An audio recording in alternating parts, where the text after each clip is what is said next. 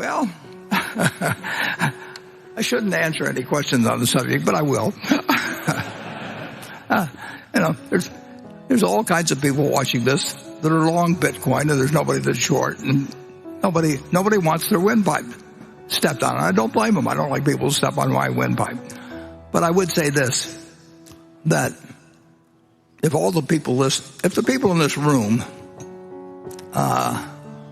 owned all of the farmland in the United States,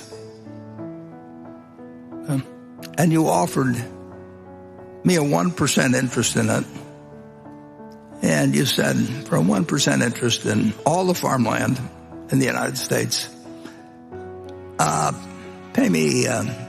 pay our group, pay us this bargain price, $25 billion. I'll write you a check this afternoon, $25 billion, now I own 1% of the farmland. If you tell me you own 1% of the apartment houses in the United States, and you offer me a 1% interest, so I'll have a 1% interest in all the apartment houses in the country, and you want whatever it may be for it, then call it another $25 billion or something. I'll write you a check. It's very simple.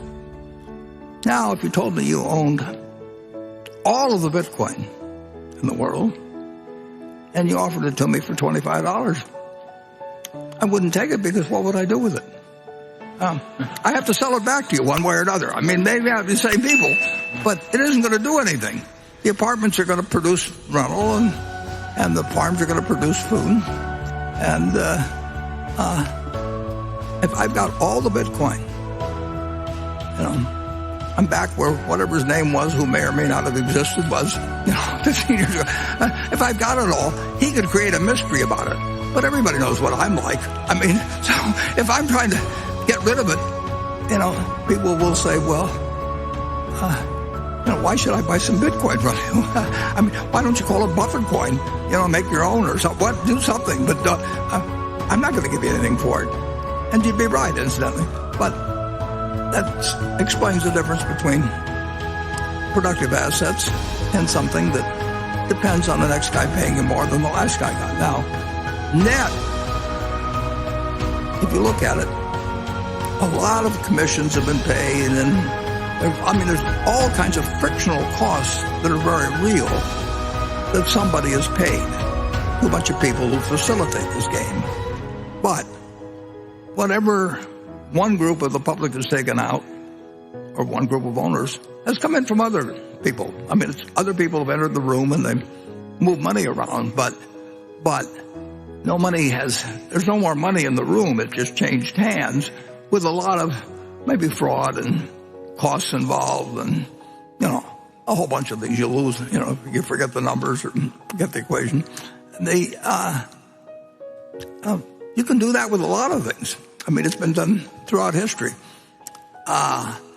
Certain things have value that don't produce something tangible. I mean, you can say a great painting, probably will have some value 500 years from now.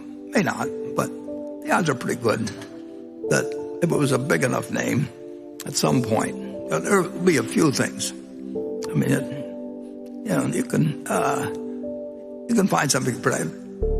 If somebody wants to sell you a pyramid or something, and you can charge the viewers, or it'll be around a long time and won't produce anything. But people will find it interesting to go there because I've read about the pyramids. But basically,